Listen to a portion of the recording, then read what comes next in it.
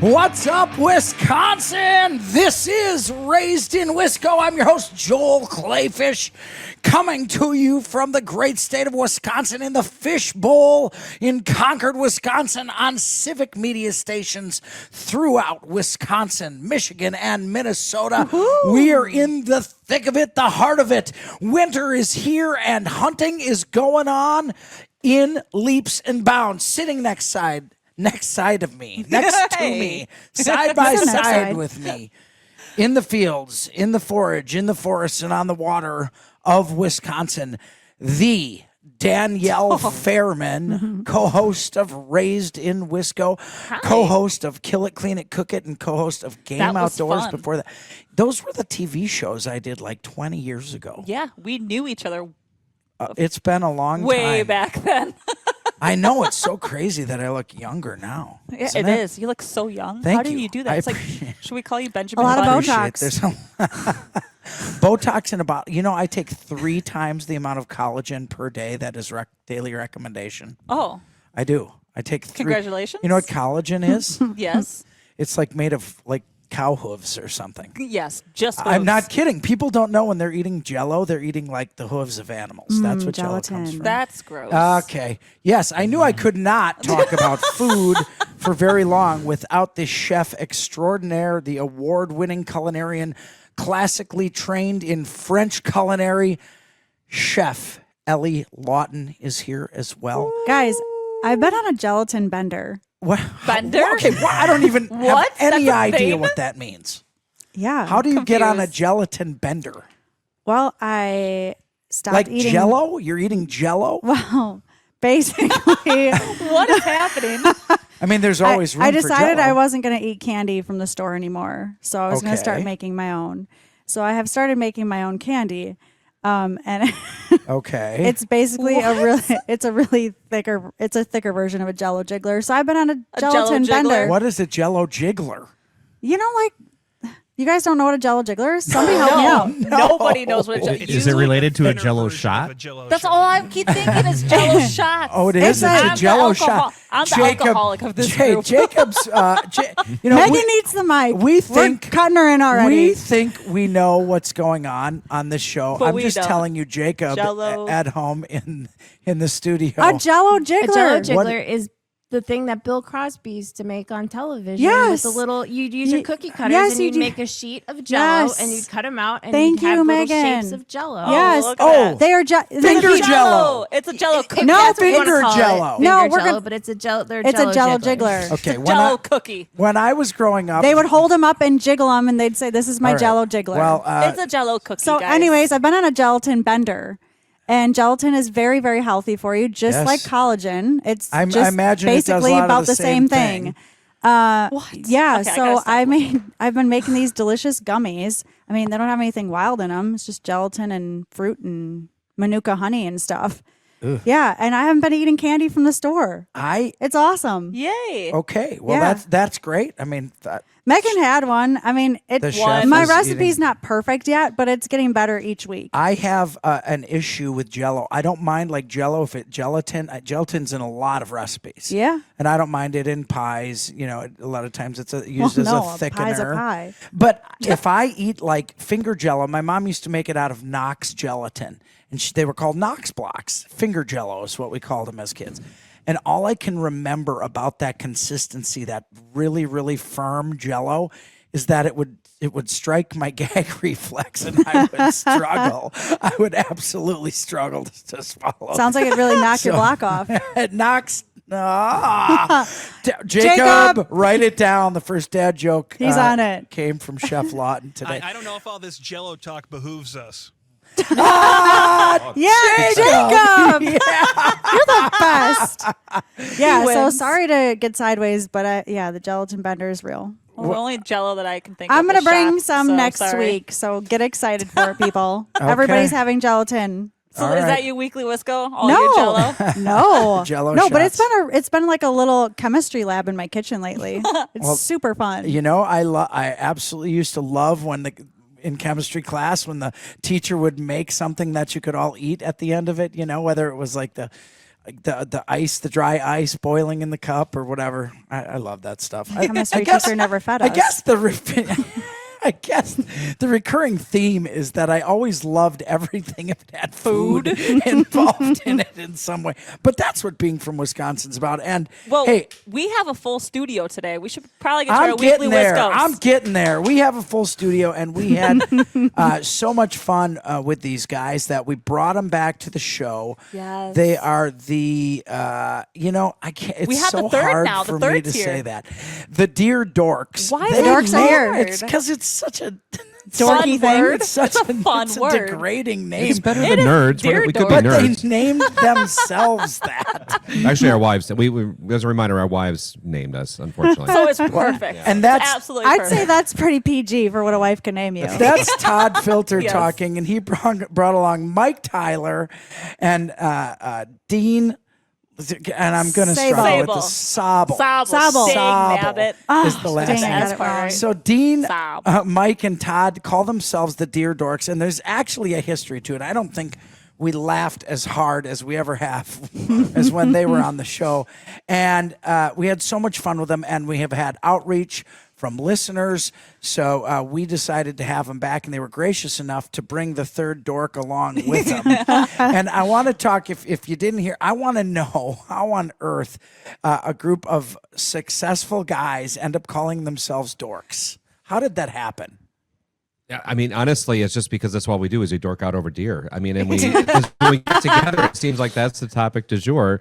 And I don't even know how we come up with so many different ways to talk about the same thing over and over again, or at least different experiences, but it just keeps coming out. Hence why our wives named us such. Yeah, I love it. We have the fancy cybersecurity. Cybersecurity. Yes, fancy cybersecurity. Yes. Deer Solutions. And what is it that you do? We never got to the third one. Mike, we know Welcome, these guys Mike. actually. This is- all Hey, these thank you, guys thank you. actually So have weird. jobs for is Yeah, to support their habit of deer hunting, and they've all angled it toward that. We got a tech guy, we've got a landscape guy, right? Quote in air quotes, landscape guy. Yeah. who's watching all the cameras to help your landscaping. Oh, you have a deer problem? Let me mark Say, it on my I was Onyx. noticing you had a deer problem. I know Joel Clayfish passed a law that you can hunt anywhere in the state. Do you mind if I just, do surveillance on the deer in your backyard with a bow in my hand? How convenient, Todd. Mike, what do you do? You don't have to yell at him for I'm it. not yelling. I'm just excited. Hey, Chef Lawton, slow down. I'm just excited. It's the gelatin. It We gives me talked a lot of about energy. food. Now we're talking about deer. I'm very excited about this. Oh, Whoa. Well, whoa. you forgot that Todd usually asks to sit on their back deck while they're hunting. Oh, Todd. Ew, you're getting ratted out. Way to go, Todd. So, Mike, what is it that you do outside of the deer hunting? Yeah, so what supports my habit is software consulting. So I'm Oh, part of the Jeez. Salesforce implementations and So you doing guys are software nerds consulting. and Yeah. dorks. You guys I are like all, it. yeah, you I all like guys it. are all very kind of have very nerdy backgrounds, and that's how That's you pretty make your sweet. money. And you guys are don't able seem to like do what you- nerdy folks. What do nerdy folks seem like? Really? I don't know. We didn't say we fit in. I don't know. Have you, Neither do I. It's have all you right. looked at their outfits? I mean, the only thing missing is Crocs, for God's sake. Whoa, what's wrong with Crocs? What's wrong with Crocs? Nothing at all. Dang, I had mine on too, and I took them off. Your winter Yes. Crocs? They Yeah. definitely need to be in sport mode at this time. Oh, of year. Yes, Definitely yes, do. for sure. Four-wheel drive mode. Hey, we got our weekly Wisco this week, and I would like to talk about.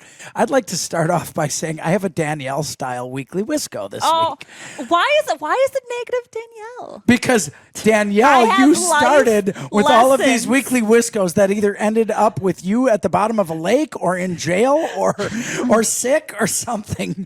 So. I think this is called Those teaching instead moments. of the weekly Wisco, it should be the Damn It Danielle hour. Damn it, Danielle. The weekly Nice. Wiscos are the Damn damn it, Danielle. Damn it, Jim. I'm giving her all she's got. Give her the beans. Well, I was driving home in the snow, one of the many snowstorms we've had Yes. the past few weeks, and I'm not going to say I wasn't completely paying attention to the road because I was, but in the country, a lot of times the roads are not. They're not plowed or salted at all, and I was following the tracks in the road ahead of me. There was one set of tracks, and I followed the tracks. What I didn't realize is the tracks were driving off the road into the ditch. So I literally followed the tracks into the ditch. Oh, no. Into the ditch. And I sat there for a minute in the ditch thinking, well, this is great. So I just started kind of rocking the back and forth and drive and and reverse. And then I finally reversed and I got myself out of the ditch. But it was like a 10, 12-minute endeavor. And what it did is teach me and show me that no matter how much you drive in the snow and slippery weather, when it comes back every year, you got to be very careful doing it. Oh, so yes. That's my weekly Wisco. Mike, you got the mic. So what did you do outdoors this past week? Anything exciting?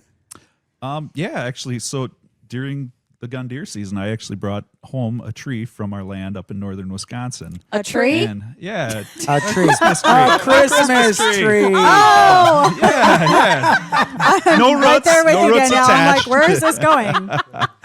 Yeah. So yeah, we brought that. That was home. so perfect. Now, Mike, did you shoot that tree first? Or?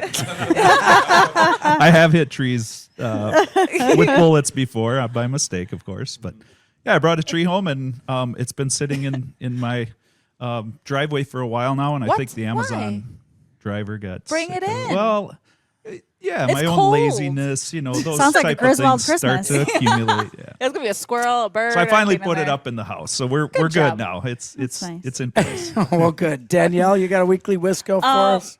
I spent the whole weekend, well, not the whole weekend, 4 hours at a time, at Fletcher Arms with that gun that I bought, the handgun. So Ooh, Fletcher cool. Arms is a It's a- firearms store. Correct. They have two stores, I believe two stores, one in Pewaukee and one in Waukesha. They're gun ranges, and the one in Pewaukee also has classrooms. So I've been taking their gun classes. Just Awesome. You can never Cool. know enough. So fun. Handgun or Handgun, rifle? handgun. They have handgun, rifle, and shotgun classes, but they have 4 or 5 handgun classes. So It blows your mind how many different intricacies there are to different style pistols. yes, and when you're used to holding a shotgun, then having to go to a handgun and be precise. Yeah. I learned that your non-dominant hand is your steering wheel, and your right hand or your dominant hand is the gas pedal. All right. Because your I left like hand that. has to guide it, the other hand just holds Well, it and pulls both the trigger. of my so steering nice. wheel and my throttle were in the wrong place when I ended up in the ditch. Yes, So, they were. Dean, what do you got? I think some probably some cold weather bow hunting folly. I think is the best. Ooh, one. the word So- folly intrigues me. Correct. So yeah, I was on a piece of property that was not muzzleloader. It was bow only, and of course the biggest buck I saw all season comes out and sits broadside at 86 yards for me. Wonderful. Oh my. I Yes. feel like that's a really good spot. 86 yards. Yes. And then I tried calling them closer and things like that, and I'm all big puffy, and next thing you know, my bow goes out of the stand onto the ground. Oh, no. Bummer. I dropped my bow this year, too. It happens to the best of us. We got a few more weekly Wiscos. The Deer Dorks are here. We're going to hear what they're up to in the woods and food, of course, on Raised in Wisco. This is Raised in Wisco, your one-stop shop for everything in the great outdoors of the great state of Wisconsin. My name is Joel Clayfish. I have the privilege and honor of steering this righteous ship to the depths and beyond, along with my co-captain, Danielle Fairman, who actually probably Oh has boy, there's a laugh more- after that. probably has more guts on the open water than I do as she Yes. goes out hunting those sea ducks and 5-foot swells with Yes. Mike Keller on Lake Michigan. That's a little It's crazy. fun. Hey, this Megan show. knows about that now. Yes, our sommelier, our sommelier pirate knows about what it's like to head into the big water and shoot those beautiful. What are Old those called? Old squaws. squaw, the long-tailed squaw. ducks. Yeah, they are beautiful. Hey, you can listen to us on Civic media stations throughout Wisconsin, Michigan, and Minnesota. And if you don't catch us live, Saturdays at 11 a.m., you can always go and find us on our podcast on civicmedia.com. And where else, Danielle? Civicmedia.com, as well as Spotify and Apple Music, as well as YouTube. You Yeah. just see our beautiful faces. So there is no excuse, and I'm going to tell you, I'm excited because next week we have got our number one listener, George Ermert, who is also on the board of the Wisconsin Waterfowl Yay. Association. Also known as your best friend. Your Well, best say it- friend. say it right away. We're going We to all clear know this up once we have George on the show next week because he says I'm his best friend quite a bit. And I don't know if he's just teasing me with that or if he really means Definitely it. not teasing you. You don't think so? You think he means it? He has the other half of your Yeah, heart. I was just gonna say you have matching Just necklaces. because we have the matching necklaces with the little broken heart down the middle does not, those are not meant in perpetuity. That's all I'm saying, okay? But if you're listening to us and joining us, we really appreciate it. This show is about everything in the great state of Wisconsin, the Midwest, how you can get outside and bring your outside to the inside with culinary creations from our Raised in Wisco official chef, Ellie Lawton, and what you can do in the outdoors that you may never have thought about. And that leads us to our guests, the Deer Dorks, 3 men who embrace that title.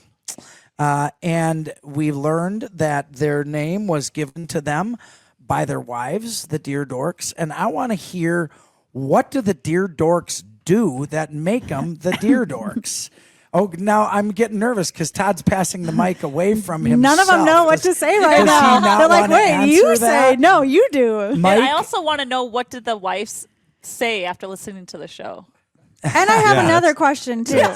That's a great question. I'm going to be curious to see how our wives respond to this. But I yeah, wish we- they were here. I know, that would be awesome. we are a variety of deer nonsense is really what we are. You know, the passion just drives us into conversations and then branching into different things that support our deer passion. So, so yeah, it's really fun, but it's weird. Usually there's beer involved and all those fun things. Beer and deer? No. wait a minute. There's beer involved in the planning of the hunts, is what you mean.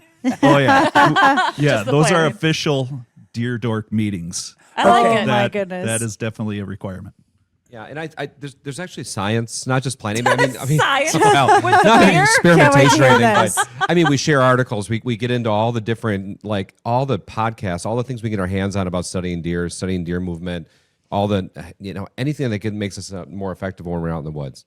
What was And, the latest and greatest thing you learned this year? Actually, patterning deer during the rut, and actually we've been just talking about that too. How deer can year over year, like almost down to the day, can be very very patterned, especially in aged bucks. So, not that we're waiting for the exact day every year, but now that we've learned all this, and we actually had a podcast we're listening to, that it actually looks like some of the studies that have been out there recently through the University of Wisconsin and whatnot that they've been doing have shown that a deer can really be patterned year over year if it survives, obviously, through the next season. That you can really get down into his, right down to his bedroom or his habits, right down to a week, right down to a day, year over year.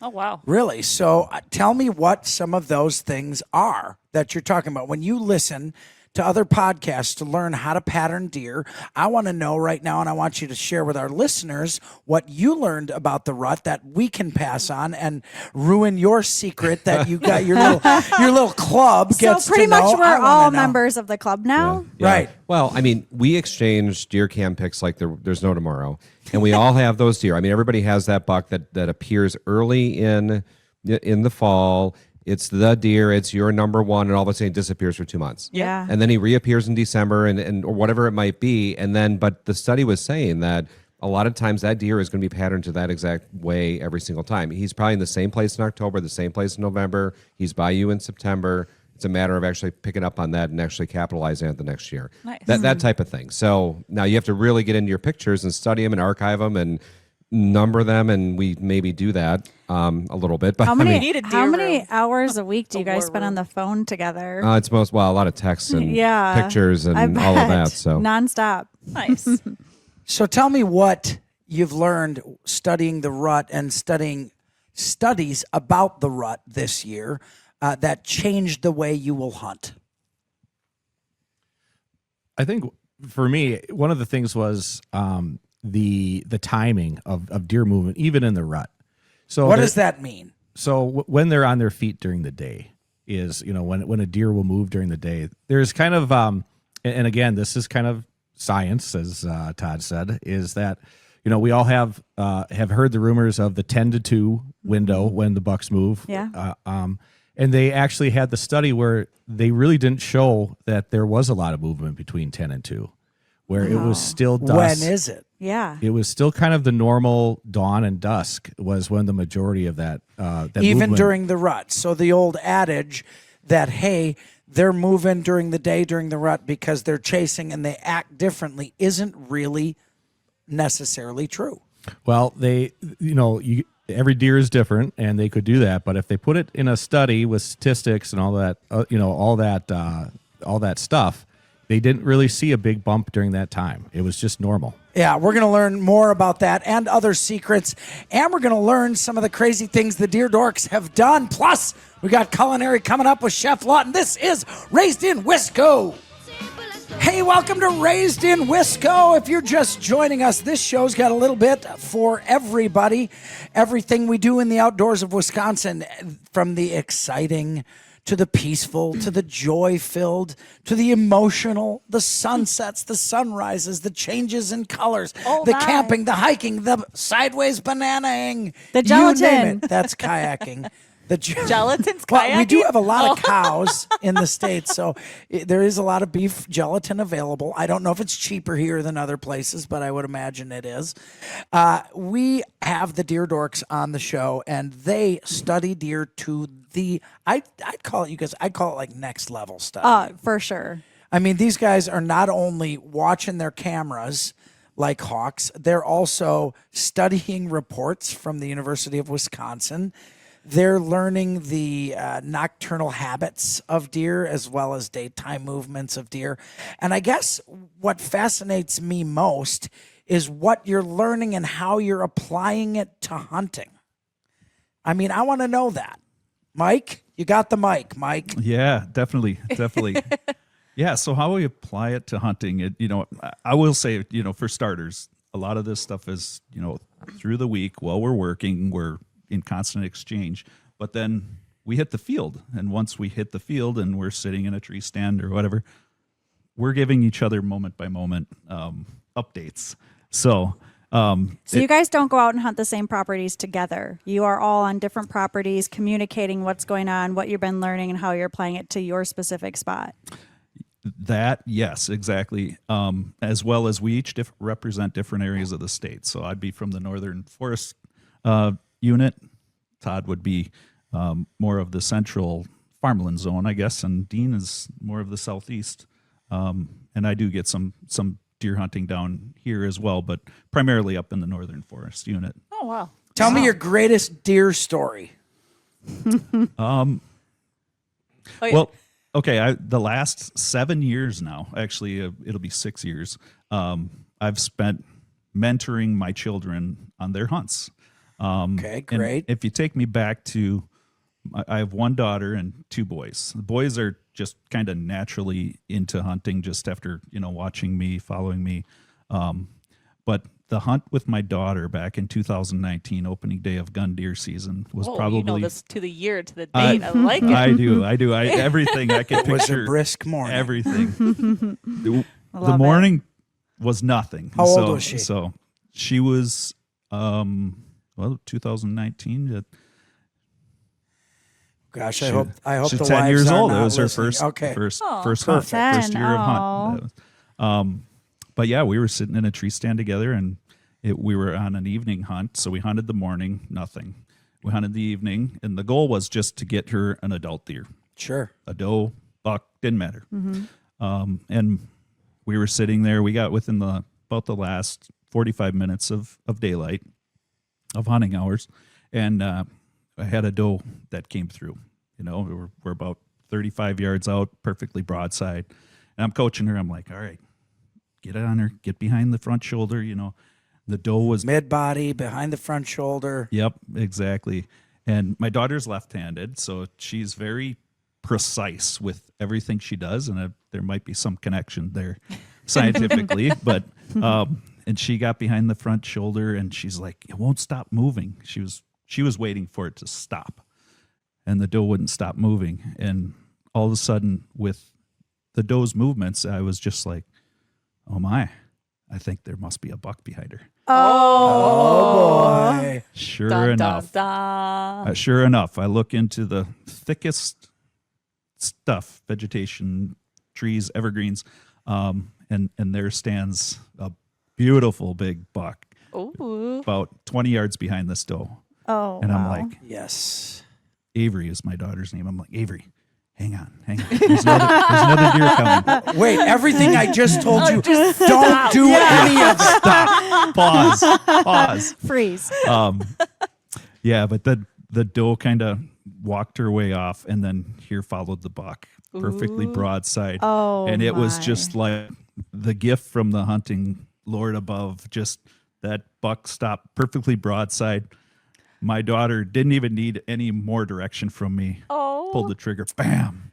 The buck dropped on the spot. Oh, no tracking, no gosh. trailing, nothing. And Yay. that was Wow. that was the most excitement. Well, congratulations, Avery. Has she been hooked ever since?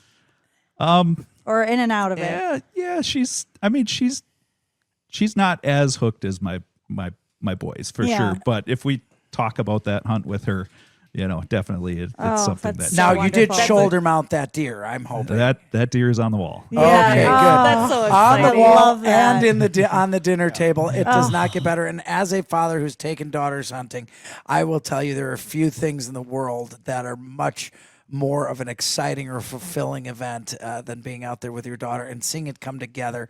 It beats by a million miles ever pulling the trigger yourself. So what an awesome experience. Well, last week you guys were talking about this elk story. Yeah, I And want to we hear the did elk not- story. We did not get to it because, Yeah, it's only because an we hour run out long. of time. It's an hour-long show. I was coming up with my Danielle. own versions in my head all week because I I wanted to know. hear Yes, it. and every time you guys, I'm just telling you, you guys giggle with each other like schoolgirls whenever you talk about the elk story. So I want to know what happened on this elk story. So it's not a deer story, but this is the one time we all hunted This is together. raised in Wisco. It's As- all about all animals in the outdoors. Yeah. Todd. So we have been applying for elk tags out in Wyoming for just a couple of years. Now, granted, the zone we were applying for was an average of 14 years, I think, to Wow. get a tag in that zone. We got drawn on year 3. Now, Wow. how My that gosh. happened is beyond us. all three of you? All three of us. We applied as a group. Oh, I Wow. see. Group tag. Okay. Okay. But in that particular unit, I think they only awarded 5 out-of-state tags. We got 3 of them. Oh And, my gosh. Unbelievable. and now this is in May. We got drawn. Did you pay off politicians? On Only ones you introduced us to. Okay, perfect. Perfect. Well, then you got to the right guys. So we were not prepared at all to be drawn. So this is now May of last year. We're just thinking we're building points, and we all get the letters in the mail or the emails, however we got it. And now we're like, oh my God, this is real. We got to get ready because elk season's at the end of September and October, and they only gave us a few months. So having us never hunted elk out there, never even set foot in this unit, then the Deer Dorkery started where it was a lot of e-scouting using Onyx and every other tool you could find, a lot of YouTube videos with hunts during, for that unit and that type of thing. Just a ton of articles about those units and just elk hunting in general. So we had regular meetings and maybe bars and other establishments to talk about this and get ready. I'm And- just imagining the music from when Rocky is training. Yeah. Like Rocky's got Yes. Rocky's got the fight against Ivan Drago. They all and had then it's sweatbands on. Exactly. So then But you guys are at bars slamming pitchers. yeah, and then we make the trip, and we get out there, and we landed in a campground that wasn't totally planned. I mean, we had kind of zoned in on a region or whatever, and we had a couple places in mind. We found a campground that actually had a nice camping site. We had no outfitter, we had no guide, and that first night we're laying in our tents. And we heard bugling. Now, we were just talking about this out here before the show, wonderful. that we thought we would have to travel away from camp because we didn't think we were in the optimal spot. Well, that first morning, now it's bow season at that point, we're hiking up that first hill right behind our tents. And within 50 yards of crossing the threshold into, call it the wilderness, we see our first elk. And it was a bull with a bunch of cows. And they were all running. We had no chance at a shot, but you want to talk about getting your juices going right away. In the first 15 minutes of your 10 days or whatever we're out there. You almost feel a good guilty sign. pursuing something that quick. Yeah. So anyway, long story short, we learned a lot in that first half of the hunt, which was the bow half. We get into the gun half, and that first day of gun hunting, I shoot my bull elk that first night. Wow. And that was an experience in itself, not just shooting the elk, but then trying to get it off the mountain. So I shot it. I shot it about 7:30 at night, and I think we laid down in bed at 4:30 in the morning after we got it all quartered out and down. Surprises me you were in bed that quick. How far out were you? It was about From camp? 3 miles around into the valley. But we had we had UTVs, so we were about That's halfway. good. So we still had to get them in and Yep. whatever. And then 2 days later, these two tag out basically at the same time. Oh, Wow. So I was now Mike's scout. Dean's over on the other side of the same ridge, and Dean shoots first. Isn't sure he hit one. All of a sudden, another big elk comes out, and it was a true wall mounter comes out for Mike. So, Dean, I want to know, how did you end up on the other side of did you draw the short straw, or is it just because you're the wiry fellow? Maybe he needed among a the break group? from No, that. I think it's because he's the most.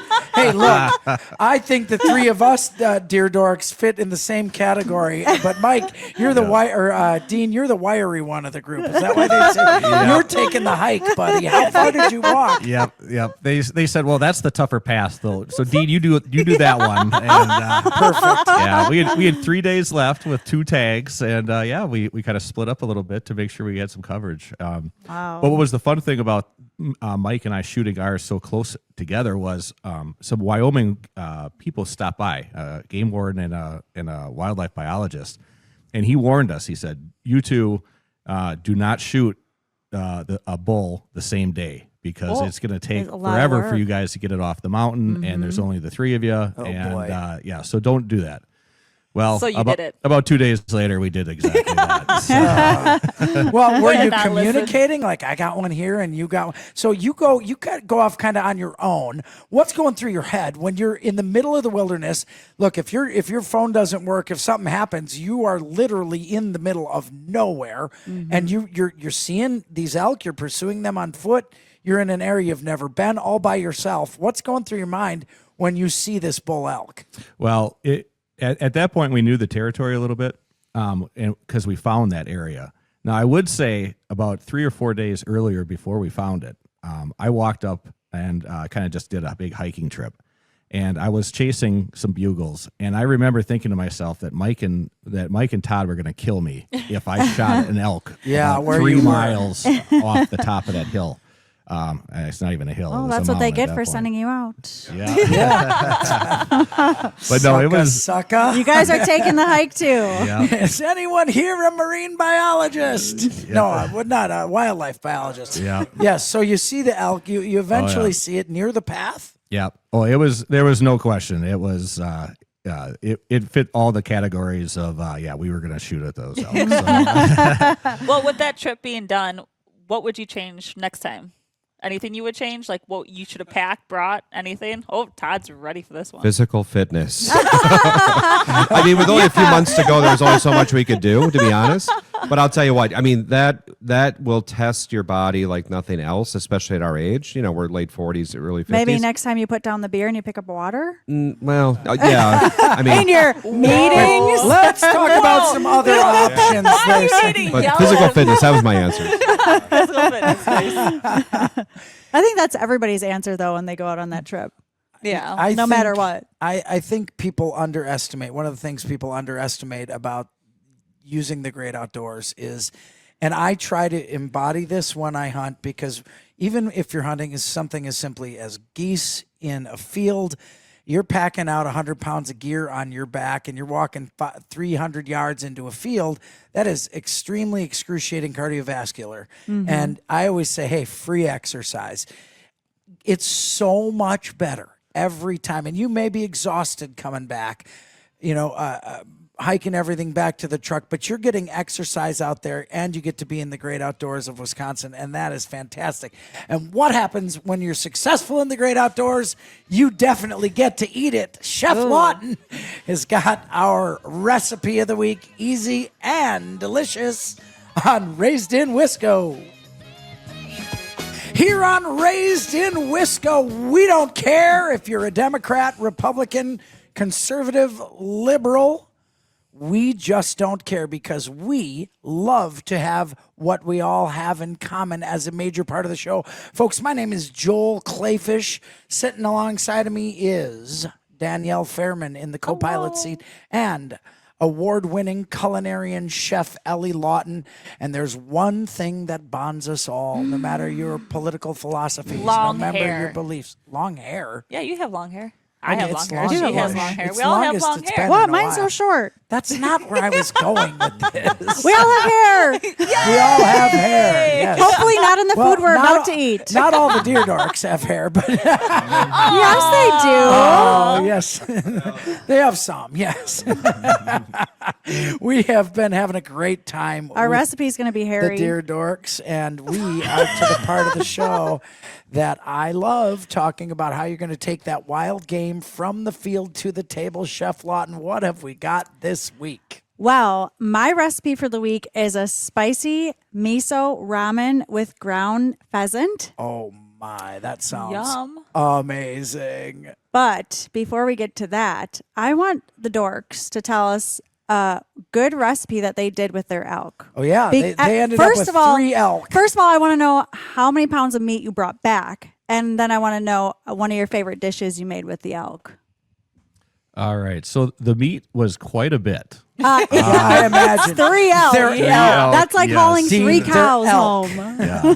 I Did you have a whole trailer of coolers or something? Yeah. Well, yeah, chest freezer and coolers, but I know the number. It was 260 pounds of processed meat per person. So by the time it got done getting processed, we each got- 700 pounds. Sounds We got- yeah. About delicious. 700 pounds of meat. So it's a lot. Yeah, a lot you can do with that. Yeah. Yeah. So All right. what have you been so doing you with got it? a half a ton of Jeez. meat. Yeah. What did you do with it? Well- What's one of your favorite recipes, Steve? Oh, for sure. I've been blessed with a mother and a wife that are very good cooks. So first, thank you for that. And so I think my favorite one was the elk bolognese. Oh, so big fancy. fan of the bolognese. Similar to the recipe kind of we talked about last week. A lot of Yeah. people call it spaghetti, but bolognese is Whoa. basically. Oh, sorry, chef. Whoa. I'm sorry, I blew up. Don't It's anger like her. it's kind Settle of down. like a meat sauce. Yes. Yeah, No? yeah. Okay.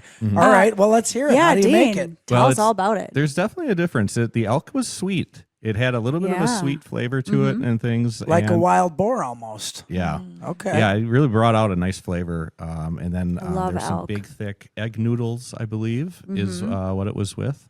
And all the fixings that normally goes into that. Yeah, I have little no carrots idea. and celery and I was diced and- carrots and celery. Yes, And that's what there's- bolognese? Yes. Why Yeah. did you say spaghetti? It's served over pasta. It's like a meat sauce. Danielle, I'm so lost. we'll It's like talk a meat about sauce Danielle. over We'll talk pasta. about that later. Okay. Okay. Sorry.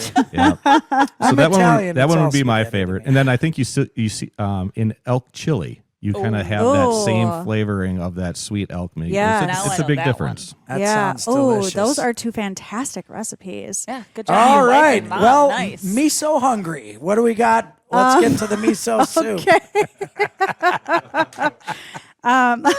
Oh, jeez. Threw Chef Lawton off her game there Yep. for a Sorry minute. about that. We're talking about a we need to meat- change the a recipe now. Miso Yeah. pheasant. Different recipe. Danielle, what do you got? Grilled cheese. I did just have that last Okay. night. We're gonna do I this did a recipe. homemade tomato bisque though. Gosh, Ooh, that darn sounds it. amazing. Damn it, Danielle. I put it in the blender and everything. God. Okay, we're gonna talk about this spicy miso ramen. Do you guys love ramen? Yes. Yeah. Okay, love the dorks are all pho shaking their head. And ramen and hot pot and all that kind of stuff. Okay, well, we were just talking about miso ramen. So, Okay. We're ready. so we have some wonderful ground pheasant. I know Megan Salzar has a lot of that at her house. That we're going to use for this recipe. So I'm going to run down the ingredients that we use. Our wonderful Megan will post the directions because there's a few instructions for this recipe. Fantastic. Miso is a wonderful ingredient that you all should have in your kitchen. It's a concentrated paste made out of soybeans, fermented soybeans. It brings a really nice kind of meaty, savory, umami flavor to your dishes. So if you don't have miso in your kitchen, please get it and try some recipes with it. So Danielle, that's what's up for you next. I'm so lost at that. What is umami These flavor? beans taste like meat. It's a savory kind of like meaty flavor that you get. Okay. Yeah. Mm-hmm. And how do you make the soup with it? Well, we're making ramen. So we have 1 pound of the ground pheasant. We have some garlic cloves, shiitake mushrooms, toasted sesame oil. Danielle, you have all these. I do. Yep. Crushed red pepper flakes, cayenne pepper, peppercorns. So we are going to make a really nice, bold, spicy ramen with this. You'll need some beef broth, some coconut milk. We love that. Oh, love it. And some coconut aminos, which I know a lot of people don't have. You can swap out with soy sauce. No problem there. Bamboo shoots, canned. So they're very easy to acquire, Danielle. Just settle down. Fresh lime juice, kosher salt, eggs. So on the top of this, we're gonna top it with soft boiled eggs, which is fantastic. And then we're gonna have the ramen, and we're gonna garnish with some sesame seeds and green onion. Is this like a one pot meal? Yeah, you're gonna make it in a Dutch oven. Oh, yeah, that's nice. Ooh, that sounds great. And then do you add the noodles at the end, or how? At the very end? Yeah, the last 2 minutes you're gonna add it. I'm gonna make that. Yeah. That sounds We're going to amazing. have the instructions up on the intrigued. Facebook page. Everybody check it out. It is a fantastic cold weather hearty ramen. And you know and what? you can use any protein you want. You could use your shredded elk. You can use pheasant, ground pork, whatever you want. Oh my gosh, that sounds amazing. I love when we talk about Asian influenced dishes with wild game, because you rarely think of that when you have wild game. And I'm going And to you tell get you, so many flavors out of it too. I absolutely love all the combination of flavors in the Asian cooking. And I love to do it with venison and wild goose too. Yes, it's wonderful. Waterfowl works fantastic. All of it. Hey, what an exciting show. Thank you for joining us. We'll see you next week on Raised in Wisco.